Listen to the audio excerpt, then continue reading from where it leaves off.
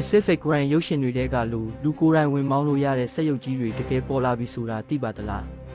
တရုတ်နိုင်ငံအခြေစိုက် Industry Robotics ကုမ္ပဏီဟာကမ္ဘာပထမဆုံးလူကိုယ်တိုင်စီးနှင်းနိုင်ပြီးပုံစံပြောင်းလဲနိုင်တဲ့ကတူးမြတ်တဲ့အမည်ရစက်ရုပ်ကြီးကိုမကြသေးမီကပဲအောင်မြင်စွာထုတ်ဖော်ပြသလိုက်ပြီဖြစ်ပါတယ်အရက်အမြင့်2.8 မီတာ6ပေဝန်းကျင်ရှိတဲ့ဒီအမိုက်စားစက်ရုပ်ကြီးကိုကုမ္ပဏီရဲ့ဆရာကိုယ်တိုင်ဝင်ရောက်မောင်းနှင်ပြခဲ့တာပါ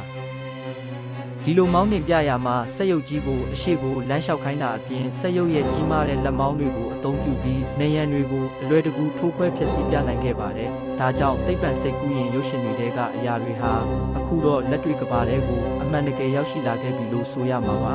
။အများပြည်သူဝယ်ယူနိုင်ဖို့အတွက်အသင့်ထုတ်လုပ်ထားတဲ့ဒီစက်ရုပ်ကြီးရဲ့တန်ဖိုးကတော့ American $650 ယွမ်3.9 တန်းကနေစတင်မှာဖြစ်ပြီးနိုင်ငံတကာလူမှုကွန်ရက်တွေမှာတော့လက်ရှိရေပန်းအစားဆုံးဖြစ်နေပါတယ်။ကဲ